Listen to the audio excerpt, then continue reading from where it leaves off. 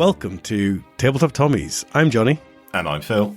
And in today's episode, we're going to be looking at the most and least competitive nations to play in Bolt Action. We're going to be reviewing some of the tournaments we've been to and looking at some of the data from them, some of our opinions on what is currently the most and least competitive nation to play. Jumping in, the most recent competitive tournament we went to was Beachhead.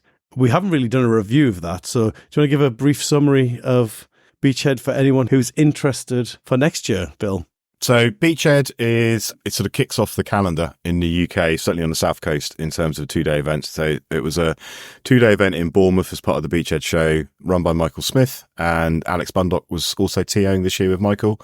44 players, which was fantastic. I think it's the biggest or the highest number they've ever had at Beachhead.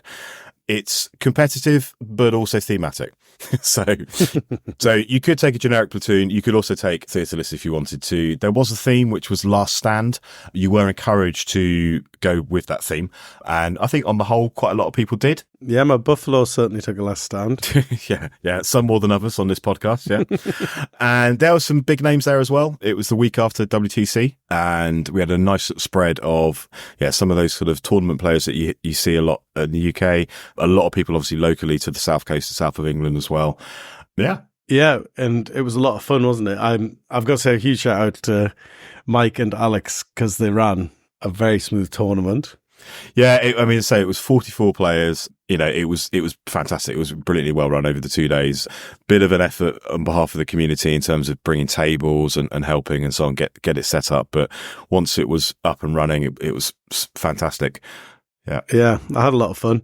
Looking at the data for Beachhead, though, in context of this episode, one of the things I did notice is of the 44 players, 10 of them took Brits and 14 took Germans. Yeah. And then all the other nations, it's between 1 and 4 per nation. So actually, that tells me two things. First of all, Brits and Germans are sort of the go-to sort of competitive and thematic choice, I would say, for tournaments in the UK. But also, when you have these sort of broader restrictions, it encourages people to bring a whole range of nations, because we saw, I think it was about 12 different nations represented across the 44 players. Mm-hmm. Yeah, we have big shout out to Harry, who brought his Danes, which was amazing. And he posted that on Facebook beforehand, so we all got a chance to look at his display board and the models, which was brilliant. But yeah, fair play for bringing the Danes. They didn't finish bottom. They were, solidly at the top of the bottom third, if that makes sense. Yeah, I think 29th out of 44, which, I mean, all things considered, that's a good result for a Danish army. Yeah. We had we had partisans represented. We had, a genuine New Zealand platoon, British platoon, but genuinely, geared towards New Zealand in that sense. There's quite a few Italian lists, Chinese, and we mentioned Germany and Britain, and then a smattering of US, Japan, Hungary. Yeah. It was a good representation, good spread. Yeah, good spread. The problem from our perspective, looking at it, is because it's sort of generic and theatres, that makes it a little bit more difficult to analyse in terms of what is the most competitive. And then additionally, because most of the nations only had 1 to 4, really, I think the only two we can look at in comparison to each other are probably the Brits and the Germans, because they had enough players that sort of the final rankings were less dependent on sort of 1 to 2 players' ability to play that nation. That said... And I think we saw this a little bit at the English Nationals as well last year, where there was the opportunity to take both theatre selectors and generic platoons. There are certain German theatre selectors that are very, very good. Looking here at the Western Desert theatre selectors and the Schützens, for example. And I know from the English Nationals that the German, or the players who took Germany as a nation who did well, took Western Desert themed lists. And we saw exactly the same at Beachhead, other than the person who came first, who did take a German list, but it wasn't a Western Desert list. But the other German lists that are in the top, 10, 12, 15, the three, that finished beyond the top player were all Western Desert themed ones, because you get the Schützen.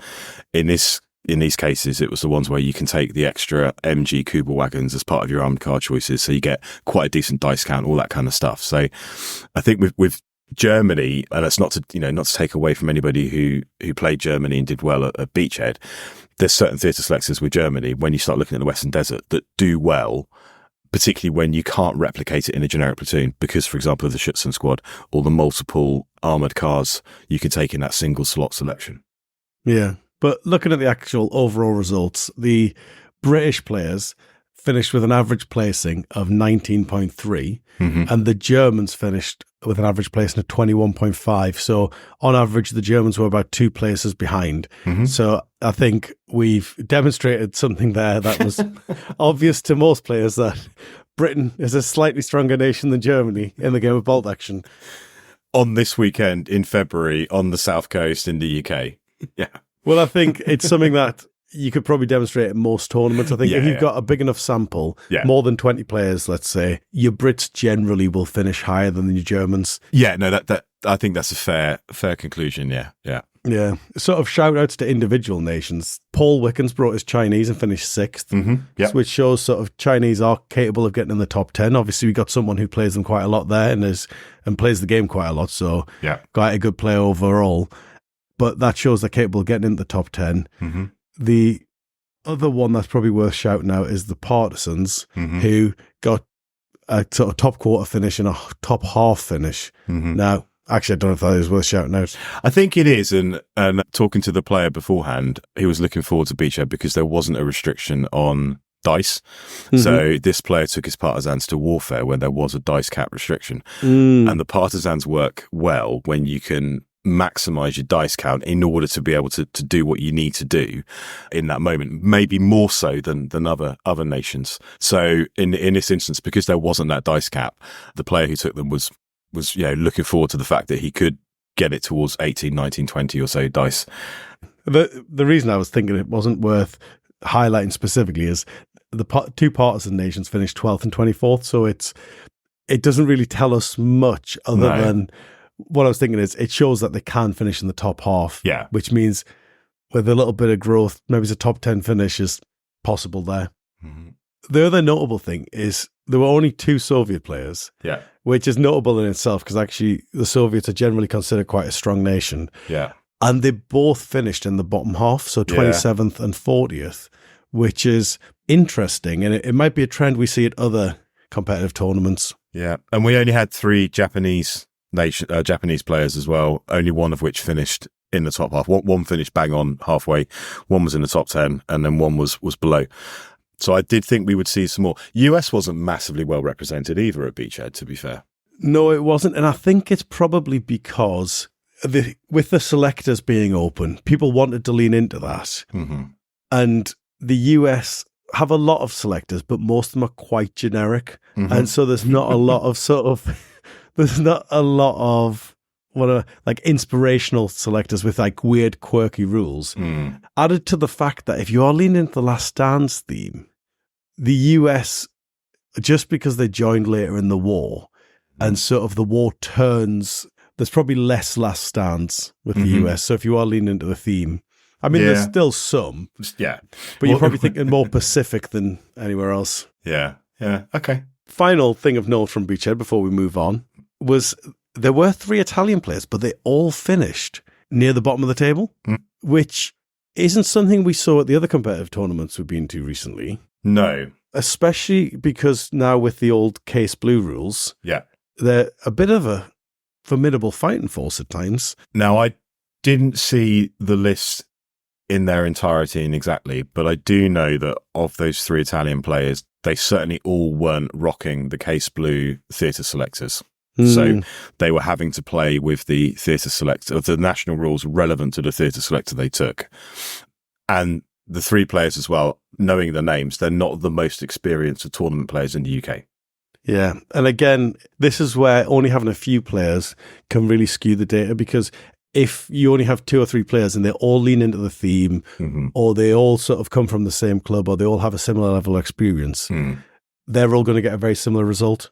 And so probably not a lot to take away from that. I just thought that was really interesting. Shall we move on to a couple of tournaments that are all out, competitive, bring your worst, and see what nations did the best at them. Yeah, so before we get into it, just a quick big thank you to Spurley from the Juggernauts for sending us the info and the data for WTC. Juggernauts did a series of episodes after the WTC on debriefing, and one of which was all about their stats and data episodes. So do have a look at that as well. And then the other big shout out is to Russell Wright, the organizer and TO for WoW, who also sent us the data from that. So we got hold of the full breakdown of results for both WoW last year and WTC this year, which has definitely helped in terms of looking at some of what we're going to talk about in the next however many minutes. Indeed. And before we go into it, if you are interested in playing for WoW Team England this year in October, do check out the qualifiers event page on Facebook, or you can email us directly and we'll give you all the information you need if you're interested in an international teams tournament. So I guess before we jump into the data, for anyone who hasn't been to both tournaments, it's probably worth highlighting the similarities and differences, because obviously that'll affect the data as we go through it. I think I'll talk through the format of WoW, and then if you talk through the format of WTC, hopefully that'll highlight the similarities and differences. So WoW is a 3-person team event. It's 6 games over the 2 days. The way the rounds work is you're in a group of 4 teams day 1. Each team plays every other team. So there's your 3 games. The winner of that group goes through to the first group on day 2. The second place team in that group goes to group 2. And so basically on the second day, there's 3 further games where you play 3 further teams, and then the winner of each group wins their group. And so if you win your group day 1 and you win your group day 2, you win it all. You win the it all champion round. of champions. Yeah. Whereas if you come second and then win your group day 2, you win the sort of the group 2 trophy, as it were. Yeah. So it's really nice because everyone's got something to play for on the second day. And it's also quite nice because you know exactly who you're going to play beforehand. The lists are pre-published. And so it gives you the opportunity to do a bit of sort of theory hammer, where you think who's going to be best against this one, who's going to be best against this one. Because at this one, the captains place down lists and then pair up against. So the tables are all different as well. So Captain A, let's say, puts down a list on a table. Captain B then chooses who plays that. And so Captain B doesn't get to choose which table, but they get to choose the opponent for that list, basically. And then vice versa. You swap until all 3 pairings are done. And so you've got an interesting thing here where the captains get to sort of put a finger on the scales on both the pairings and the tables that are suitable to their players. And so if you've got loads of trucks, let's say, you can throw that truck list onto a road table, and vice versa. If it's a table with loads of trees that are going to get in the way of the trucks, you can put a foot-slogging Japanese army on that table, which is one of the things that we found ourselves doing. Sometimes we were playing the tables rather than the opponents, I found. Yeah, and you know, it's a valid tactic, because you had that ability to, you know, either decide if you're going to put your list down first on the table you want, but you have no say over who you're going to play, or do you hold that list back, let the opponent's captain put their list down, then you decide, right, the list that I'm holding back, that's the list I'm going to put down against that one I've just been revealed. So yeah. Exactly. And because of that, there's a little bit more of if you are doing the ultimate competitive list, you probably want someone who's a bit of an all-comer list, where they can take on any nation basically on any table, because you might want to throw them down first so that they can take the hit of the opponent getting to choose, and then you get to choose your next pairing ideally for you. And then obviously if you choose the next pairing, you've also kind of chosen the last pairing, because obviously there's only 1 list left each. And in that, we also submitted 4 lists. Yeah. And then one of the lists gets dropped. Basically, the first time you play, the 3 armies you choose are the 3 lists that go through for the rest of the weekend. Yeah. And so that is something that we see at WTC as well, isn't it? Yeah, and no repetition nation. So across your 3 players, you can only have 1 nation being represented once. Yeah. Exactly, yeah. So what about WTC? How does that compare? So similar. So teams of 4, again, only 1 nation per player across the team of 4. You submit 5 lists in advance. They get published in advance. And then on the morning before your first game, you lock down your 4 lists. You weren't playing in a pooled environment. So unlike previous years at WTC, for this year, you knew who your first round opponent was. The draw for the first round had been done in advance. And then after that, it was then Swiss, although the organisers did prevent you playing another team from the same country you were from until it mattered. To round 5, round 6 was when you started to see some of those blue on blues, for want of a better phrase. So in that sense, you had a bit of prep that you could do for the first round, but then you were kind of like in the lap of the gods almost for rounds 2 onwards. In terms of the pairings, so unlike in previous years at the WTC, for this year, you put your first list face down, and then the opponent's captain put a list face down to play it, and then you repeated for the second, third, and fourth matchups. Like previous years at the WTC, in that round, you're all playing along on the same table. So there was 9 sets of tables, and then within each set there were 4 identical tables. So everybody in that round is playing in that on the same table when those 2 countries are playing off in that round. Yeah, and the same tables thing is quite interesting, that you're not getting to choose your opponent or the table, which means really it is sort of truly random, because the teams are moving up and down in terms of, if you win your game, you move up the rankings. If you lose, you go down. It means that your team and the team you're playing are generally paired based on similar ability. Yes. But within that team, obviously, there's an array of abilities, there's an array of armies. Yeah. And you're getting quite a nice random element here to test people's ability to play the game when they can't put their finger on the scales. Yeah. The fact that you couldn't, through your captain, you couldn't choose the table you're playing on because they're all the same, or you couldn't choose your opponent by putting down your list after the opponent's captain has chosen theirs. You were having to be flexible enough to be able to take on whatever was put in front of you, which, depending on how you did over the weekend, for some people worked very well, and for others maybe not as well, because there was some pairings and matchups which heavily went one way rather than the other. So. Yeah, and I think actually the way you build your list, if it is going to be truly random, probably should be slightly different in hindsight, where you should be building a sort of an all-comers list rather than a very specific niche list. I think it's worth saying, before we sort of start talking about some of the data, WoW was single generic reinforced platoon, 1,100 points.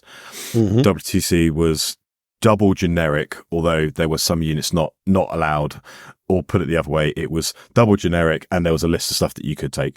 And that was 1,000 points. And that does matter, because certain nations do better with the option to take two platoons rather than one. And there are some nations that are perfectly, decent as a single platoon at 1,000 points rather than, being a double platoon at 1,000 points. Yeah. And there are some that are a bit of a surprise that I thought would do well dual platoon 1,000 and actually did worse than I expected. Okay. There's one nation in particular that WTC didn't seem to do as well as most people were expecting. Should we jump into some data now then? Yeah, go for it. What we did was we took, because you've got all these players playing within teams, the final players placing is a bit of an interesting thing, because you might be capped in your placing, or you might end up first because you are the best in your team. And so your team are always playing the bottom teams. And so you're always getting an easy game compared to your usual level you'd be playing at. And so you might overperform. And so what we did, instead of looking at the placings of the individuals, is we ranked each nation within its team. And so basically each nation gets a ranking between 1 and 4, depending on whether it was the best in the team or the worse in their team. Yeah. And then we basically average that ranking across the nations to work out, because let's say, for example, the Brits are the very best nation you could always play in bolt action. They would have an average placing of 1 in their team, because they basically, the person who brought the Brits would be winning the most games effectively. If that hypothesis was the case, ignoring player ability, dice, temperature, time of day, your middle name, and so on. Exactly. And what's quite nice at the WTC is, because you've got, is it 18 teams of 4? Yeah. Yeah, because you've got 18 teams of 4, so that's 36, 72 players. So that's 72 players playing 6 games each. So 432 games are being played. That's a lot of games. Yeah. And then also that random element, it should be slightly less biased data, which means that actually, although as much as anything can be sort of unbiased, and obviously we're not statisticians here, and this isn't going to be a maths Can podcast. you tell? But just because of the number, it does give a little bit more credence to this data than, so like, I don't know, say you're playing a 10-person tournament with 3 games. Yeah. Like you could get lucky and come first just because you keep rolling a 6. In summary, with 72 players playing 6 games over the weekend, the data set is a lot bigger and therefore more significant and more robust than your 10-person, 3-game, single-day event. Yeah.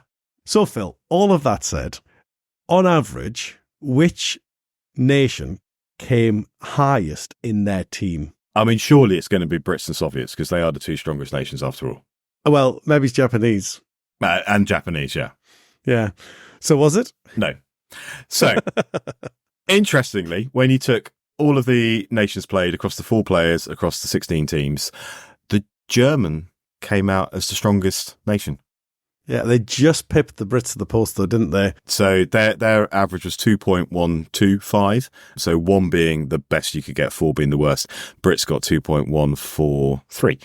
But that when we actually did the data, looked at it, my flippant response earlier of, well, clearly it's going to be the Brits and the Soviets. And we went, oh, hang on a moment. Actually, the Germans did very, very well as a nation in bolt action on that weekend in Granada.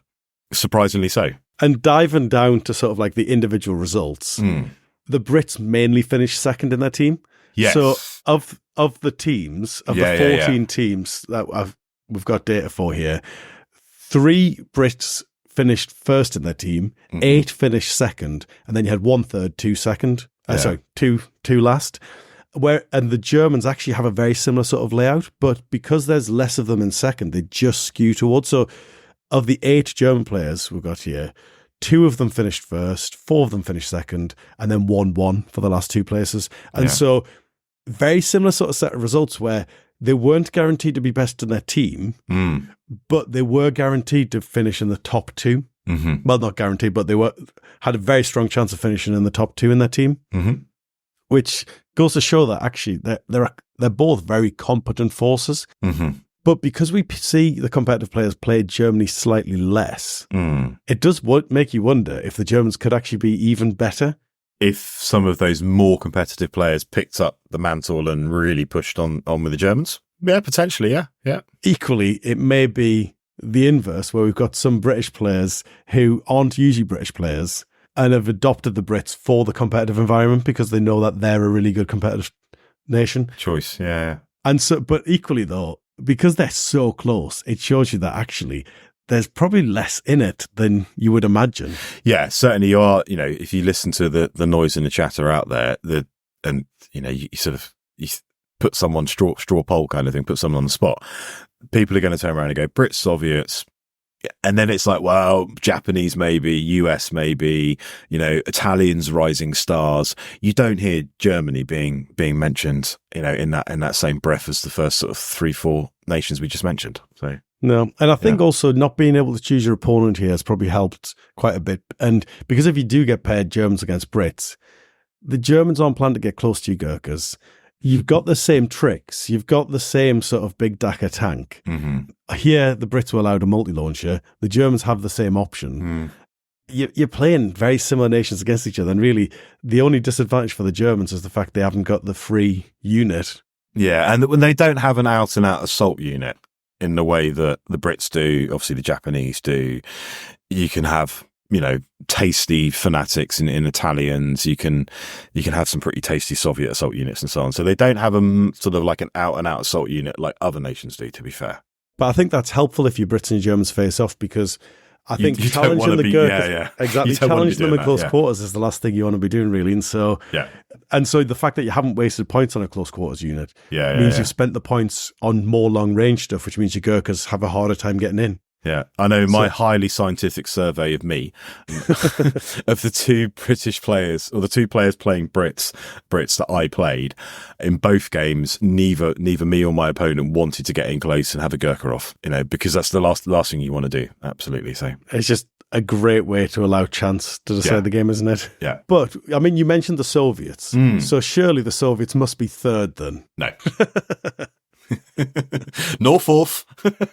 No fourth. Well, go on then. Who is your third choice? If you're building your team, based purely on this one event, this one set of A analysis. snapshot from Granada in February. And you've got all your players are generic players. They don't have any preference. Yeah, they can pick up whatever army they want. Yeah. So who should my third choice be? I'm going to take Brits, Germans. Yeah, USA. Nice. USA. And that makes sense to me because with me saying before, there might be some Brit players who've just picked up the Brits. Yeah. And I don't mean this as by any disrespect to players of USA because I am a player of You are USA. Indeed. Yeah. But they are probably one of the easiest nations to pick up and play well quickly. Yeah. Because they're very forgiving. Because if you misposition that squad, not a problem, just fire and maneuver them back into where they're supposed to be. Yeah. And you've got the other sort of quirks, like, say you put something in reserve that actually you think, well, that was a risky decision. It doesn't matter. You don't get your -1. Exactly. Just, you've got a few rules that are just, a lot of the US national characteristics and sort of choices are very sort of forgiving choices rather than being truly offensive. And so it means you can sort of hold your own, even if you're not that experienced playing them. So this episode has become the easiest nation to play in bolt action rather than the most competitive nation. You heard it here first. The two aren't mutually exclusive, though, are they? No. So yeah, USA, absolutely solid choice. And I think if you're going to an event where you've got a 3-person, 4-person event as a team, you are going to think about you don't want 4 nations and 4 players who are going to absolutely go and try and smash it every single round and therefore run the risk of actually coming up short. There does need to be an element of some solid dependability and so on. US lists, generally speaking, are not, they're not all flash, are they? They're fairly solid. They're fairly reliable, dependable. They don't do anything particularly well other than, fire and maneuver. And they got a decent amount of choices for units, not a huge amount. You can take some things that have not massively overcosted, but there's no standout unit in the US roster where whereas there is in the Brits, for example, or you've got a national characteristic like fanatics for the Japanese, which is very, very powerful. US doesn't have that necessarily.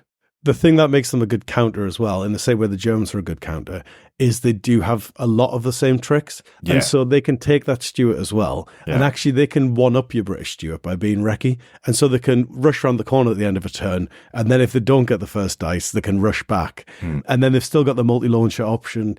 And it is just a bit like what we're saying about the Germans. It's probably their infantry choices where you have to be a little bit more thoughtful. Or imaginative might be a better word. Mm-hmm.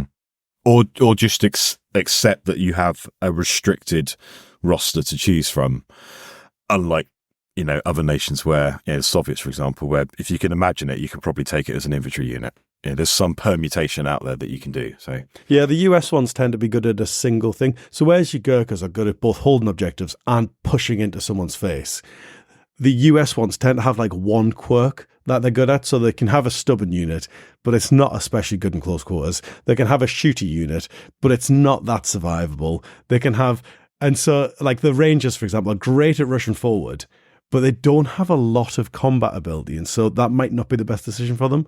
And so there is a level of sort of building on the US where you can take them from your sort of your safe pair of hands to a more risky force, but with sort of those elements that you have to know how to play properly. Mm-hmm. What I thought was interesting, when you look at where the US players finished in their team over the 6 games, so there were 13, we don't have the data for the French team, so this is out of 15 rather than 16, but there were 13 out of 15 teams who took USA lists, and they finished 4-3-3-3. So a nice even spread from first to fourth. You compare that to the Brits, where there were 14 out of 15 players playing British, and they finished 3 in first place, 8 in second place, 1 and 2. Germany was 2 in first, 4 in second, and 1 and 1. So with the USA, it was a 4-3-3-3 split across first to fourth for those 13 players that took the US to Granada. And they weren't that far behind the Brits off the back of that data. So the Brits are finishing on average 2.14, and the Americans are finishing 2.38. So in terms of placings, they're still in that second placing generally in your list on average. Mm-hmm. From there, though, so I'm saying that if I'm going to a 4-person tournament, I'm going to bring Brits, I'm going to bring Germans, I'm going to bring USA. It's got to be, I mean, you've ruled out the Soviets, so I'm guessing it's got to be the Japanese then. So I think this is the point where it's sort of down to, obviously, it's always down to, but I think you absolutely have a bit of a free rein when you get into a 4-person event.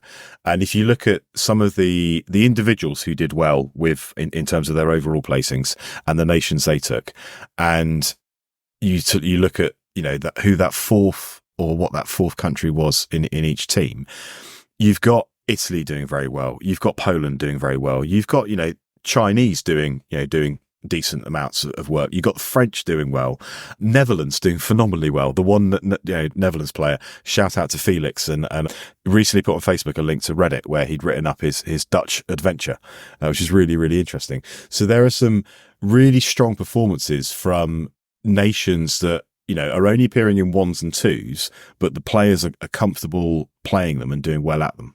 Yeah, so this comes back to what we're saying at Beachhead, where because you're only sort of 1 to 3 of each of these nations, it's going to come down to the individual players rather than the nation in terms of how well they do.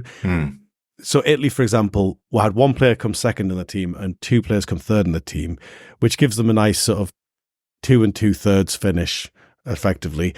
But if we tie all those minors together, so if you put all the minors, including Italy, together in a big pot, there's 10 players there, which is more than the Germans. There was only 8 German players, and they actually finished with an average of 2.5.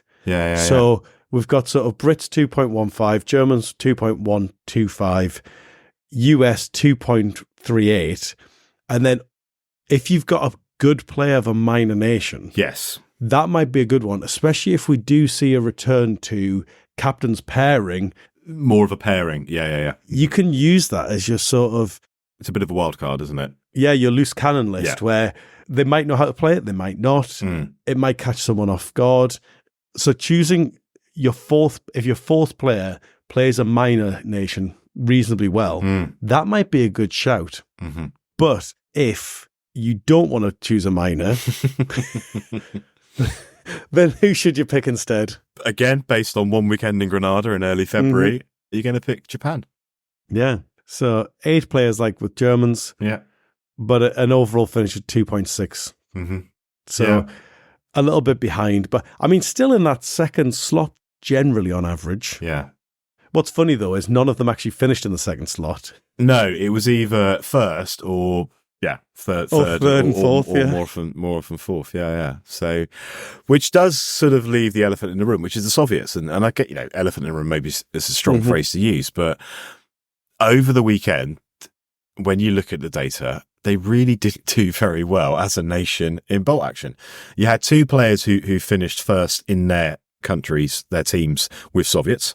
You had 1 who finished second out of the 4, and then the rest were in 3rd and 4th place. And that really surprised me. And if you look down, if you look on the Juggernauts episode and you look down the individual player rankings, and they shared it on Facebook as well, you're not seeing Soviets, there's really not many at all appearing in the top 20 of player performances. No. And it's an interesting one because the subjective reasoning that we gave that I gave for the Germans and the US being strong, that they can also play the same tricks as the Brits. The Soviets can play a lot of those tricks as well. They've got access to those Stuarts. They've got access to multi-launchers. Access to pretty much anything they want. They don't have the multi-launcher that isn't the M30. As an artillery piece, yes. As an artillery piece. Yeah. And you're not going to take a Katyusha, I don't think, unless you're really leaning into that sort of like high risk list, because you're going to take a Stuart, aren't you? And so maybe that means you can't split your enemy up as much because you haven't got the consistent multi-launching. I think it's probably, it's one that's less forgiving to play. And I think if you can't choose your opponent and you're having to come up against like random luck of the draw opponents, I do wonder if the Soviets don't do well in that environment. Yeah, no, it's an interesting thought. I mean, I don't play Soviets yet. No, yet. And so, watch your space. And so I can't really give any analysis on how they play against specific nations. I have played against them quite a bit, and they've got enough toys, and especially because they can really game the dice count. Yes, yeah. Along with Japan being another good example, you are going to see high dice counts for Soviets and Japanese lists if you build them in certain ways. Yeah, yeah, and with it only being 1,000, getting the free unit is like a 10% boost almost. Yeah. And so that's quite nice. Yeah, I mean, I was going to say any nation can get a high dice count, but generally speaking, at a competitive event, you don't see high dice count Brits because you're taking Gurkhas, which are expensive. But you are going to see high dice count, say, Japanese and Soviet lists because you are taking cheaper units because of lower experience values. And I do wonder, before we look at the WoW date, I do wonder if the dual platoon versus single platoon is a factor because, as you say, anyone can take high dice counts. Yeah. A dual platoon. Yes. When it's single platoon, it's much more difficult to take a high dice count list where most of your dice are effective fighting units. Yeah, without sticking in a load of cheap transports and all that kind of stuff. And we'll see this with the WoW, won't you? Yeah. As soon as you can start taking 3-for-1 choices in one slot, you can start pumping up the numbers in terms of your dice count. Yeah, because really when you play something like the US, let's say, single platoon, once you get to about 16 dice, for most people, they've taken all of the sort of the offensive stuff they want. Mm-hmm. And at that point, they're starting to fill points. Yeah. Whereas if you've got Japanese or Soviets where your anti-tank slot is 3 useful units, you can easily get to 20 before you start to think about filling points up. Overall reflections on what the data was suggesting from WTC, bearing in mind all the caveats. Yeah, well, I think from the sort of the rough outline we saw from Beachhead, followed by the more specific data from WTC, I'd say Brits, for me, are an auto-include. Germans, I'd say now are almost an auto-include. I think the only time I wouldn't bring Germans at a team event is if I didn't have a single player who played them, and then I probably wouldn't take the risk of bringing them. Okay. But if I knew someone who played them fairly frequently, I'd ask them to bring the Germans. Then I'm thinking US as my third choice. And my fourth choice is either Japan or a strong minor. What about you? So no Soviets? I don't think so. I mean, I'm not ruling them out, but if we just go from this alone, from Beachhead and WTC, it's very hard to justify bringing the Soviets. Yeah. No, it's a fair point. For me, what I really enjoyed looking at when we got hold of the data and was the slightly more exotic nations doing well as individuals and also doing well within their teams. So Topher's Poles, best player, English player on England 1, right up there in terms of his second overall. Joshua from USA 3 in terms of his 6 wins with his Japanese. Corey from USA 2 with his French list, which was awesome. You played him, and I was on the table next to you. And as much as I was focusing on my game, I was also enjoying watching what was going on next because it was a really cool list. It seemed like a really fun game as well. So it was really interesting to see these more exotic, as I termed them, nations doing well at such a competitive level, both as the individuals, but then also doing well within their teams, because all those people we just mentioned were the best placed person in that team. Yeah, I think those two that you've highlighted at the end there, the Polish England A team, Topher's list, the cavalry Polish, and the cavalry French list that I played, Corey's list, they were good examples of that list that is a little bit peculiar, and so you got a good chance of catching someone off guard with it. And interestingly, on the Polish, the only other player of Poland came fourth in their team. And so I think that probably is a bit of a warning, sort of a warning asterisk there at the end, that yes, take a minor, but be aware that if you build it not quite right to the tournament, or the player isn't that familiar with it, or it just doesn't go well on the day, then it could go the other way. It can go the other way, and so this is why I think the minors are going to have to be very specific to each team, rather than a universal piece of advice that this is the minor nation you should take to every tournament. I think what is really pleasing is there's very few teams across the 16 where it's, for example, Britain, Germany, Soviet, USA. Yeah, we are seeing, one, sometimes two of the nations picked being Italy, France, Poland, China, Japan, Netherlands, Romania, etc., rather than that sort of solid 4 of Britain, Germany, Soviet, USA. Brilliant. Shall we move into the World Up More data and see if that is similar then? Yeah. So interestingly, because there's only 3 choices here, we actually do see less variety.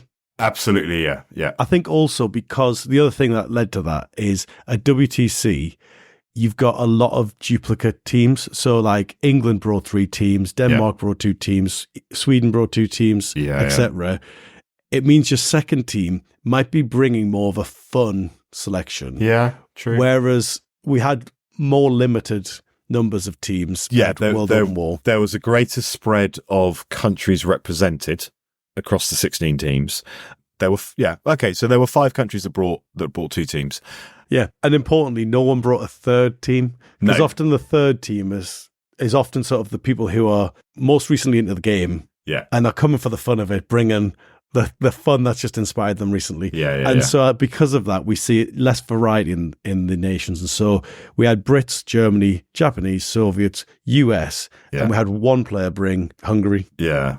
And I expect, saying this now in early March, when we get to October and we see the nations that are represented, you're going to see Italy. You're absolutely going to see Italy appearing. What it appears instead of will be really interesting in terms of across those, the three nations that are going to appear more frequently from last year. Which one's going to drop? Or is it going to be some people will stop taking Brits, some will stop taking Germans, some will stop taking USA, Japan, in order for the Italians to appear. But you are going to see Italians, absolutely. Yeah, I don't think they're going to be a mainstay, though. I don't think they're going to be in everyone's team. Mm-hmm. I think what they're going to be is if someone's just gotten into Italians now and they play them for the next 6 months, let's say, and they're feeling confident with them, they're going to go in. Or if someone like Owen, who went to the WTC, who always plays Italians, that kind of player will bring Italians. Yes. But I would put a bet on half at most having Italians. I don't think it's going to be the major third choice, but I think you're going to see more than 0, which is what we saw previously. So it is worth pointing out though that Case Blue hadn't been released when WoW occurred. It was released the week after WoW. And obviously at the point of submission, which was about a month or so before the actual event, Case Blue was merely a date in the horizon for a publisher and a marketing person, rather than something to get your sweaty hands on and start bringing your lovely new Italians with your new national lists. Exactly. And so with the armies of national characteristics, there are very few players going to bring Italians seriously to a international competitive tournament. So jumping in, we did the exact same thing, average placing in team, because again, you've got people jumping around groups. It's the best way to do it. And this one, it's even hard to say where a player placed, because say you were in the third team in group 1, is that better than the first team in group 2 or vice versa? On day 2, yeah. And so that gets all quite muddy. And so the average placing in team, so who's the auto-include then, Phil? Who's the nation who on average came top of their team? With 13 teams taking this nation, which I thought was interesting. That's why I paused unnecessarily long there, because it wasn't 16.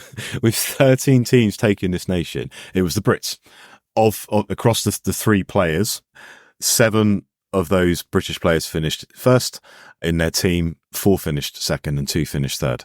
So their score, if you like, was 1.61, 1.62. Yeah, which means on average they're finishing first, possibly second, basically. Yes. Yeah. So you're going to take Brits to a team event. Yeah. Okay, that's nice and clear. What's interesting is back on top. Mm-hmm. That's the only interesting thing there, because I don't think anyone's surprised that the Brits are good. Yeah. But they're back on top compared to WTC. Yeah. And so second choice then, it must be Germans then, based on WTC. So you saw a decent amount of Germans across the 16 teams. So there were eight players playing Germany across the 16 teams. But it's the Soviets. There were 12 people who took the Soviets. They finished 5 in first place, 5 in second place, 2 in third place. And their score was 1.75.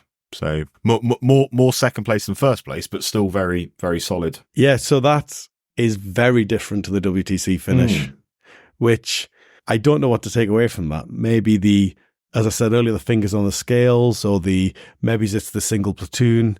It's certainly, a big difference, which means that Soviets might be back on the menu. Maybe. Well, let's see how far behind was the next. So quite a significant way behind. Half a score is Germany, 2.25 with 8 players, so decent representation. 50% of teams took a German list. You had 2 finishing first, 2 finishing second, and 4 finishing third. So tended to be the lower of the 3 for each team. Yeah, most of those Germans are finishing last in their team. Well, half those Germans are finishing last in their team. Yeah.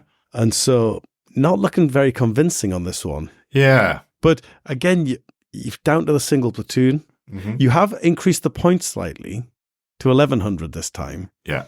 And I don't know, what effect might that have had on the Germans compared to the dual platoon single? I think Germans, I would actually personally would have thought that Germans would do well at a higher points cost as a single platoon, because German units can cost a lot more than the equivalent in other nations, not the equivalent, but in the options you get in other nations. By restricting it to a single platoon rather than dual, you're not going to go up against 2 Dakar tanks and 2 armoured cars, for example. So the Germans can maybe afford to spend a bit more points on the units that they've got available to them, knowing that they're not going to come up against duplicates because it's only a single platoon format. Yeah. What the Germans don't do well is the MSU style, the minimum. Yeah. Multiple small units. Multiple small units. Yeah. The multiple small units list. And so I do wonder, because when you've got single, what you end up doing with the Germans is you may end up having to spend points upgrading squads who are already reasonably effective. Yeah. The points you're spending doesn't make them significantly more effective. And so those points really aren't efficiently spent. Whereas if you are Soviets and you can spend those points on an extra unit, another bomb dog or something, that extra order dice has a lot of extra value. Yes. And so I do wonder if that's part of it there. Yeah. But moving on from there, US surely at this point. No, Japan. 6 players for Japan. Only just, to be fair, not that far behind Germany and not really that far in front of USA. And then USA with 8 players. But again, with Japan and USA, they tended to finish, well, the highest frequency was 3rd out of 3 places. They certainly, there was one person who was the best in their team with Japan, and there was one person who was best in their team with USA. Yeah, so it's interesting. This really throws a spanner in the works in terms of who you're picking for your top 3 or 4 teams, 3 or 4 nations. Mm-hmm. The thing that I think is fairly conclusive is the Brits are an auto include either way. Yeah. At every points limit. As much as it pains me to admit, yes. All restrictions. We've successfully proved that the Brits are a good nation bolt action. The sky is blue. Yeah. Grass is green. Yeah. All the rest of it. Second choice, who are we going for then? And does it matter if it's a 3 or 4 man team when we're saying these choices? I think it does matter, and I think there are certain combos of 3 nations that I wouldn't pick. So not necessarily saying there's a combo I absolutely would pick, but I think there are certain combos that I wouldn't pick. I know when you, me and Alan talked about our lists beforehand, we did apply a little bit of logic to our selections. It wasn't just 3 people going away and picking the team, picking the list that they were the most comfortable with. We did have a think about, well, we do need to be able to cope with certain builds, and across the 3 of us, who's going to take on this particular build, for example, if we get the choice to. I think with WoW, the way it was set up this year for WoW, it did encourage you as a team to think about not just which nation you were playing, but also the kind of builds across the 3 lists that you were putting together. Because across the 3 of us, we can all play more than one nation at a reasonable level. So if we needed to pivot to a different nation, we could have done, even if we ended up, certainly for at least 2 of the 3 of us, playing the nation that we're the most comfortable or play the most frequently. Yeah. So having said all that. Yeah. So I didn't answer your question at all. Which 3, if you had, so say you've got the reinforced generic player. Yep. Which 3 nations are you taking for this generic team? So obviously you're taking Britain. Mm-hmm. Agree. I would take one of Germany, USA, and Soviets. Mm-hmm. And I might bounce one of those to my third choice. Mm-hmm. But I do think I want to take something like Japan or Italy as one of my three. Not both Japan and Italy, but either or. Because with the new Case Blue rules with Italy, you can do regular fanatics with tough fighters plus the whole autocannon situation very, very well. If I had someone who was confident in playing Italy and had, put the hours in with the new rules and the new build and the new units, I do think they are a very good choice as an alternative to a Japanese list. Okay. What would be a solid choice would be Brits and then let's say USA or Soviets or Germany, two of those three. That's a very, very solid, any Brits is a yes, and then two out of those other three.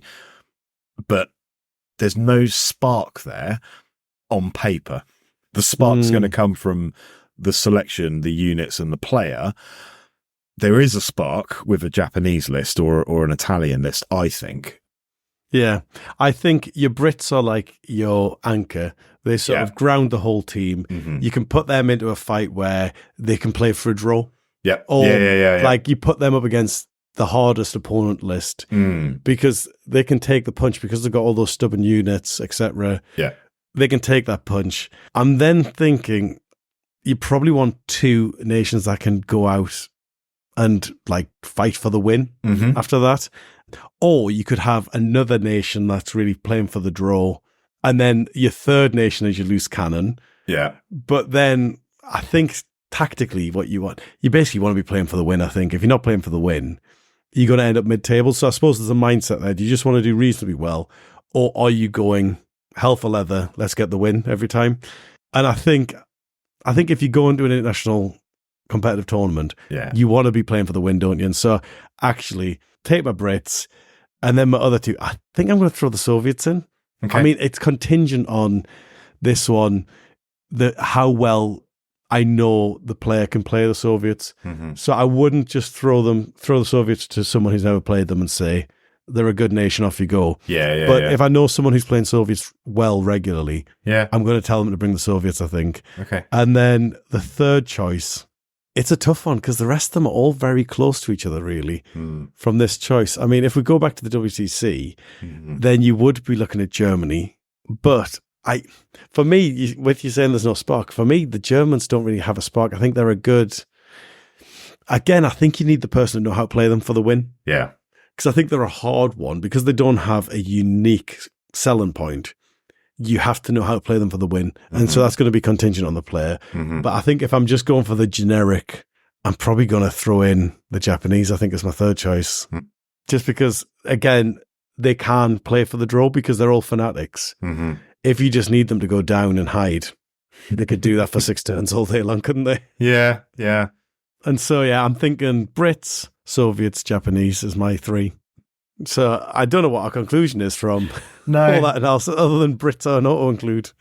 What I think it is worth pointing out, and with the WoW data, Russell didn't release individual standings, but Bo did a video on it, and he showed the individual results, but didn't give the people's names. So you did get an opportunity to see which of the nations that were played were, finishing at the top and so on and so forth.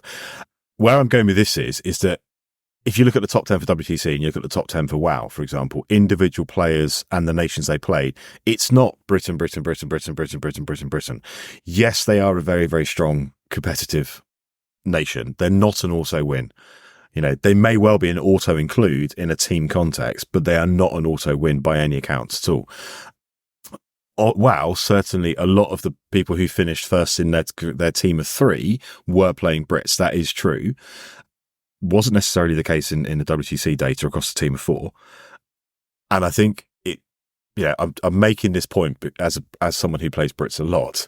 And it's like, it's a Brits, it's an auto win, stick some Gurkhas and Stuarts and so on. It's not an auto win. It's a very, very strong list, and you are going to do well at it when you know how to use it and so on. But it's not, just turn up, look, that person's got Daka Stuarts and Gurkha Paras, right, game over. Yeah, I think the summary for me, which is basically is very similar to what you're saying there, I think, is that I think if you choose from these top nations, it's which specific ones you put in will come down to the specific players. 100%. Yeah. And so I think it's going to be Brits, Germans, Japanese, Soviets, USA, Italians as well. Now they've got Case Blue. Those 6 nations, depending whether you're playing a 3 or 4 man tournament, I think you're basically going to play the 3 or 4 nations that your players are strongest at. Or if they're playing a particular style with a particular nation and you've got a particular sort of strategy where these 2 players will be sort of the stable players who are going to get a draw, possibly a win. And these 2 players are just going to be the high risk, high reward players. But ultimately, I think there's 6 nations to choose from, and it's going to be very dependent on the specific players. On the player who is turning up that weekend. Yeah, definitely. Well, that's inconclusive. Yeah, which we probably, you probably could have predicted at the start of this episode. But thank you for bearing with us until this point to conclude that it's inconclusive. I mean, the key takeaway for me, other than that, is that Germany are better than expected. Yes, absolutely. No, I 100% actually would say that, both for WoW and for WTC. I was not expecting, on average, the Germans to appear where they did when you look at all things considered. Well done. Someone has made Germany great again. Well, have they made them great, or they've made them better than average? Well, and this is the question that I had earlier. So the Brits, I think, have plateaued. We've seen all the tricks with Brits. Yeah. Everyone's tried everything that they're going to try with Brits now. You settled on a fairly static build. I don't think Brits as a force are going to get much better. No. The Germans are a little bit in flux at the minute. And I do wonder if with more time and experience and sort of like fiddling with your list, the Germans may have a little bit of room to grow. I was just going to say, thinking about the British list at both WoW and WTC, at WTC, there was one person who didn't take Gurkhas and Stuarts, and they did very, very well. Big shout out there to Matt from USA 2, because he took Maoris rather than Gurkhas, and he had Chaffies rather than Stuarts. But all the other British players, including myself here, shamelessly took Gurkhas and Stuarts with some form of engineers or flamethrowers or PPA jeeps to add a little bit of fire into the mix. There's not a huge variety at the top end in terms of British competitive builds, unless you go out on a limb. Well, even I think the only variety seen British lists these days in the competitive tournaments is the armoured car choice, because everyone has their favourite armoured car. Yeah. And it doesn't affect the rest of the list that heavily. Yeah. And so it's like, do you want more order dice and you lean towards bikes? Do you want more armour and you go towards something like the Marmon Harrington? Or do you want something that's a bit counter-offensive and take the PPA Jeep? Yeah. But other than that, it's a fairly established list now. Yeah, you get the odd LVT appearing, which we saw at the WoW, didn't we? Because you had a few more points available. It's a nice little gun truck there. Yeah. Yeah. Which, I mean, we saw that at Beachhead as well. We did. Yeah, we did see that. But in a very different fashion. In a Russian doll fashion. Yeah. Yeah. Cool. One thing I did just want to sort of bring all this together. Playing in both events and looking at the info and talking to players who were at the events, but also who didn't go and asked us how it was. I'm really excited for team events, and I would love to see more team events that aren't just WoW or WTC and aren't sort of the most competitive players from across the world. The scope to have, national or team events on a national level is there. It does take a bit of organising in terms of the venue and having enough tables and that kind of thing. But when you get something like WoW, where you've got to think about the pairings and the matchups and what your 3 lists or 4 lists look like, or where you get something like WTC with the opposite, where it's like, okay, it's random matchups. You've got no idea who you're going to be playing. And you need to think about that when you build your list, because you could end up going up against something that if you lean too much one way, you're going to get absolutely steamrolled if that 1 in 4 chance of hitting that list that you don't want comes up. I really like the team format, and I would love to see more of that going on at a non-international level. Absolutely, yeah. I think we could do with more team formats. And my one thought on WoW and WTC is I do really like when the team has some agency in the pairings. Yeah. So getting to choose your opponent. I do think if at WTC we'd been able to choose our pairings because we're all on the same table, that would have been just the right amount. And I actually think at WoW it would be fun to do the opposite, where you get to choose your table, but you don't get to choose pairings. your opponent. So the captains put the 3 lists on the 3 tables, and then basically you're coming up against the other army that wanted that table as well. Yeah, so your sort of face down list on the table that you want that list to play on, and vice versa for the opponent's captain. Yeah, there's a lot of different ways of doing it, which is really exciting. And I think that would be really fun as well, because I imagine you'd get the bluff as well, where someone bluffs they're going to put their trucks on the town board with lots of roads, and then it actually ends up on the different one because they knew that you were going to put your trucks on that one, and they've countered it with the list they've chosen for that table. And then we end up with both truck lists in the middle of the woods. Yeah. And I do think that I don't think we need the full agency of picking your list and picking your table. No. But I think you do need one of them. Yeah. And, again, we talked about the differences between the two events. The fact that you knew at WoW who you were going to play on day one, because the pools were predetermined and seeded, and it was actually interesting when they seeded it prior to creating the pools. And there were some, so it didn't completely go in line with the seeds, but there was a fairly decent correlation between pre-tournament seeding and second day matchups. There were a few people that finished higher than expected and so on. And that was fun because that was like a classic sporting upset where the underdog beats the team who thought they were just going to walk it. It was like the group stages of a World Cup, Yeah. I actually think the groups is a good way to do it. I wouldn't like to see it at every tournament, but I think for this specific one, it gives it a nice, unique flavour. One thing, if you go the other way, so like your Swiss pairings, like we saw at WTC, if your team's done on Swiss pairings and then your matchups within each round are done on Swiss within the 4 players per team, that would be really interesting. Yeah, I think that would be a really good way to do it. Yeah. It stops you doing that thing where you throw your least experienced player under the bus against their most experienced player because we weren't sure who could beat them. And then we'll just take our chances with the other 3. Or like we had this year, which was you could play anybody, you had no idea who you were playing because it was face down pairings. Yeah. There's, I guess, in summary, there's loads of different ways of slicing it, which is what makes team events, was one of the reasons that I find team events really interesting. Yeah. And I think 3 is enough. So with you saying it's difficult to run them because of the number of tables, etc., I think a 3-person team actually creates enough choices that it does make it feel like a real team event where you're having to sort of think strategically as a team rather than just as individuals. Whereas doubles, I think sometimes less so. Do you know what would be really interesting is if I'm thinking on my feet here or thinking on my chair. If you said, right, you've got to choose 3 nations and you have to choose from this pot of nations for your first choice, this pot of nations for your second choice, and this pot of nations for your third choice. Yeah. So you had to make some interest. So the event organisers put it together so that you had certain nations sat in that pot 1 and you couldn't take both of them. So I presume, reading between the lines here, you're going to seed the nations.